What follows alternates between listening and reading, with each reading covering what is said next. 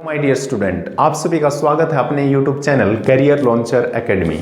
और my dear student, जहां तक हम बात करें अपने टॉपिक्स की, तो पिछली क्लासेस में हम बहुत इंपॉर्टेंट टॉपिक्स के बारे में डिस्कशन कर चुके हैं।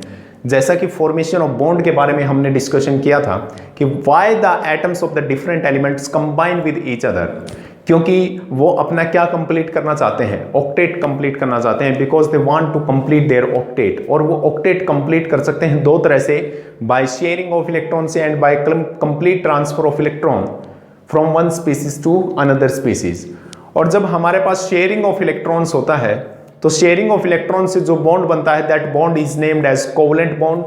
और by complete transfer of electron से जो बॉन्ड बनता है, क्योंकि वहां पे दो चार्ज स्पीसीज हमारे पास बने थे, एक के पास पॉजिटिव चार्ज था और एक के पास नेगेटिव चार्ज है, दे आर कॉल्ड आयोन्स। और आयोन्स के बीच में एक फोर्स ऑफ अट्रैक्शन डेवलप हो जाता है and that force of attraction is named as ionic bond. उस फोर्स को क्या कहा जाता है माय डियर? आयोनिक बॉन्ड कहा जाता है। और वहीं से जो कंपाउंड हमारे पास बने थे उन्हीं को हमने क्या नाम दिया था? आयोनिक कंपाउंड का नाम दिया था।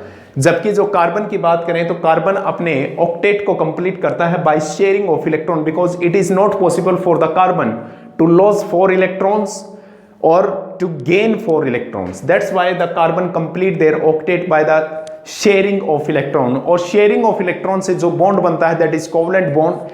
It means जो कार्बन के जो कंपाउंड बनेंगे वो किस नेचर के होंगे? कोवलेंट नेचर के होंगे। किस नेचर के होंगे माय डियर? Covalent nature. जैसे कि हमने सबसे पहले हमने डिस्कस किया था, अगर सबसे सिंपलेस्ट कंपाउंड की बात करें कार्बन की, दैट इज मीथेन।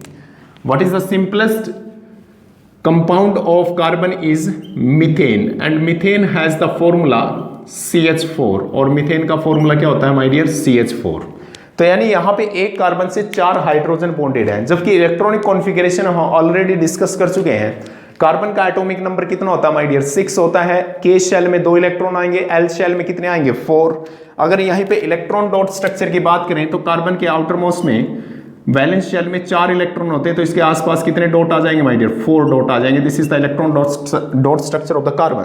जबकि मीथेन की अगर हम बात करें, इससे हमारे पास 4 मोनोवैलेंट, क्या कहा हमने? मोनोवैलेंट हाइड्रोजन एटम बॉन्डेड है। मोनोवैलेंट का मतलब है क्योंकि हाइड्रोजन कितने बॉन्ड बना सकता है? एक ही बॉन्ड बना सकता है, because it want to complete their duplet, अपना डुप्लेट कंप्लीट करना चाहता है। तो डुप्लेट कंप्लीट करने के लिए उसको एक इलेक्ट्रॉन चाहिए, क्योंकि हाइड्रोजन का जब आप इलेक्ट्रॉन डॉट स्ट्रक्चर बनाओगे तो उसके पास एक अनपेयर्ड इलेक्ट्रॉन होगा my dear. And when it share with other carbon atom, this carbon atom, it form a single covalent bond. Same यहां पे H आ जाएगा माय डियर, सेम यहां पे H आएगा और सेम यहां पे H आएगा। तो यहां पे देखिए, जो शेयरिंग ऑफ इलेक्ट्रॉन से जो बॉन्ड बना था उस बॉन्ड को हमने नाम दिया था माय डियर कोवलेंट बॉन्ड। यानी what is the definition of covalent bond? The bond formed by the sharing of electron pair, the bond formed by sharing of electron pairs sharing of a electron pair between two atoms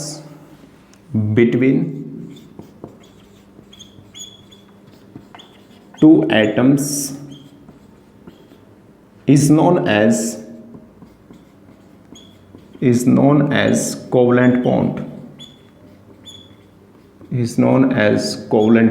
और उसको क्या कहा जाता है my dear? Covalent bond का नाम दिया जाता है। तो यहां पे देखिए, अब यहां पे एक बात को समझने की कोशिश कीजिए। What is this covalent bond? This covalent bond is the force of attraction between this hydrogen and carbon.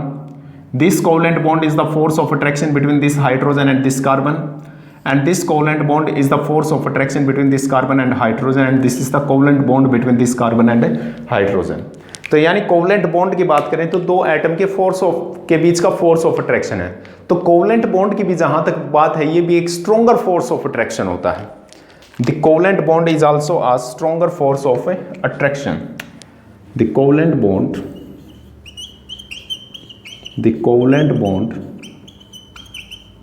Is also stronger in nature, is also stronger bond, ऐसा बोल सकते हैं। स्ट्रॉन्गर बॉन्ड का मतलब क्या है, इस बॉन्ड को तोड़ने के लिए हमें क्या चाहिए, लार्ज अमाउंट ऑफ एनर्जी चाहिए my dear. We required a very large amount of energy to break this force of attraction between this carbon and hydrogen. तो यहां पे देखिए अब ये स्ट्रॉन्गर क्यों होगा, क्योंकि स्ट्रॉन्गर होने का एक रीजन है, क्योंकि यहां पे जो इलेक्ट्रॉन्स यहां पे शेयर किए गए हैं, ये इलेक्ट्रॉन्स यहां पे शेयर किए गए हैं, जो यहां पे ये जो इलेक्ट्रॉन्स शेयर किए गए हैं माय डियर, यहां पे देखिए अगर इसको हम एक पिक्चर की हेल्प से देखें तो यहां पे देखिए हमारे पास ये कार्बन का न्यूक्लियस होगा, this is the nucleus of carbon and this is the nucleus of hydrogen, और इनके बीच में ये क्या है, इलेक्ट्रॉन पेयर है। तो it means these electrons pair are strongly attracted by the nucleus of these two atoms, यानी इन दोनों एटम के न्यूक्लियस के द्वारा ये जो शेयर्ड पेयर ऑफ इलेक्ट्रॉन्स हैं ये क्या किए जाएंगे माय डियर, स्ट्रांगली अट्रैक्ट किए जाएंगे। क्या किए जाएंगे, स्ट्रांगली अट्रैक्ट किए जाएंगे। The nucleus of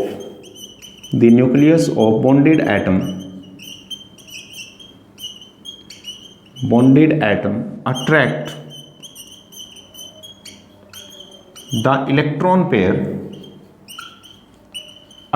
the electron pair strongly, यानी इलेक्ट्रॉन्स पेयर को क्या किया जाएगा, यहां पे स्ट्रांगली अट्रैक्ट किया जाएगा।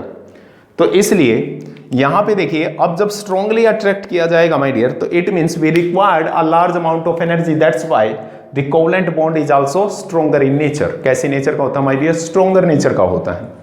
तो यहां पे देखिए अब यानी ये जो फोर्स ऑफ अट्रैक्शन है ये तो इस कार्बन और हाइड्रोजन के बीच हुई है ना, इन कार्बन और हाइड्रोजन के बीच की बात हुई है।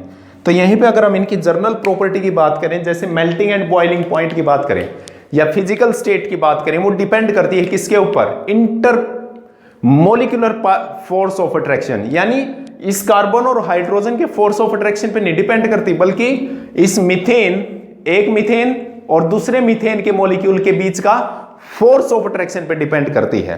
तो यानी यहां पे देखिए किस तरह से हम इसको रिप्रेजेंट कर सकते हैं, फिजिकल स्टेट। देखिए फिजिकल स्टेट की अगर हम बात करें तो यानी फिजिकल स्टेट का मतलब क्या है कि जैसे यहां पे ये CH4 हो गया हमारे पास, ये एक मॉलिक्यूल है, ये दूसरा CH4 है, तो इन दोनों के बीच के फोर्स ऑफ अट्रैक्शन पे डिपेंड करता है, ना कि कार्बन और हाइड्रोजन के बॉन्ड के ऊपर डिपेंड करता है। तो यहां पे देखिए अगर प्रॉपर्टीज की बात करें तो फर्स्ट प्रॉपर्टी देखिए physical state, general properties of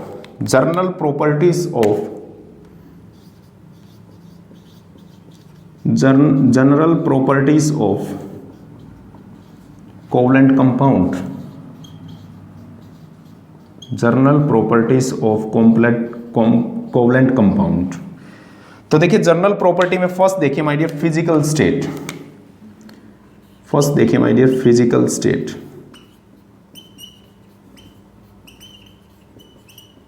physical state. Physical state की बात करें तो जो कोवलेंट कंपाउंड होते हैं वो तीनों स्टेट में मिल सकते हैं, सॉलिड में, लिक्विड में और गैस में। दे can exist in all the three state, they can found in solid, liquid and gaseous state, तीनों स्टेट में मिलते हैं। अब जैसे गैसियस स्टेट की बात करें, जैसे मीथेन है या लिक्विड पेट्रोलियम गैस है, ये सभी किस में मिलते हैं, गैसियस स्टेट में मिलते हैं। लिक्विड स्टेट में जैसे पेट्रोल और कैरोसिन है। सॉलिड स्टेट में अगर हम बात करें वैक्स है, जैसे वैक्स, वो किस स्टेट में मिलता है माय डियर, सॉलिड स्टेट में मिलता है। तो यहीं पे देखिए अगर नेक्स्ट प्रॉपर्टी की बात करें सेकंड, कैसे होंगे माय डियर, दूसरी प्रॉपर्टी देखिए अगर इनके बीच में फोर्स ऑफ अट्रैक्शन क्या है, वीक है, तो it means they are soft. कैसे होंगे माय डियर, सॉफ्ट होंगे। नेक्स्ट देखिए जर्नली, लेकिन जैसे डायमंड है, डायमंड क्या है, हार्डेस्ट मटेरियल है माय डियर। सेकंड देखिए माय डियर यहां पे अगर हम बात करें, किसकी बात करें, इलेक्ट्रिकल कंडक्टिविटी की, उससे पहले मेल्टिंग एंड बॉइलिंग पॉइंट देख लेते हैं। मेल्टिंग एंड बॉइलिंग पॉइंट, तो देखिए मेल्टिंग एंड बॉइलिंग पॉइंट हम जानते हैं, पिछली वीडियो से, पिछली क्लास में हमने डिस्कस किया था। मेल्टिंग एंड बॉइलिंग पॉइंट वो टेम्परेचर होता है जिसपे सॉलिड किस में कन्वर्ट होना स्टार्ट हो जाए, लिक्विड स्टेट में कन्वर्ट होना स्टार्ट हो जाए। बॉइलिंग पॉइंट वो होता है जिसमें सब्सटेंस या the temperature at which the liquid is start converting into vapours at a boiling, जब वो क्या करना स्टार्ट करें माय डियर, बॉइलिंग बॉयल करना स्टार्ट करें, तो यानी यहाँ पे देखिए इनका मेल्टिंग एंड बॉइलिंग पॉइंट क्या होगा, लो होगा, because the force of attraction between these two particles is weaker. लेकिन कार्बन और हाइड्रोजन के बीच में स्ट्रोंगर है। They have low melting and boiling point, low melting and boiling point because due to weak force of attraction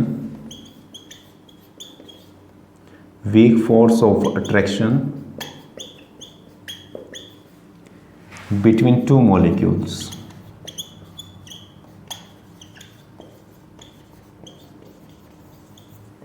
यानी दो molecules के बीच में जो फोर्स ऑफ अट्रैक्शन होता है वो क्या होता है माय डियर, वीक होता है। तो इसलिए जो मेल्टिंग एंड बॉइलिंग पॉइंट होता है वो क्या होता है माय डियर, लो। उसके बाद थर्ड प्रॉपर्टी देखिए, थर्ड प्रॉपर्टी यहां पे इलेक्ट्रिकल कंडक्टेंस, इलेक्ट्रिकल कंडक्टिविटी।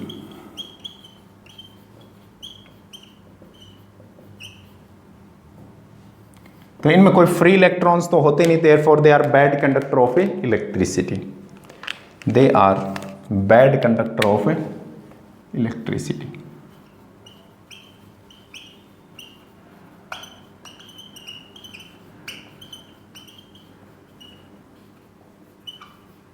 क्या होते हैं my dear, bad conductor of electricity, क्योंकि इनके पास कोई फ्री इलेक्ट्रॉन्स नहीं होते।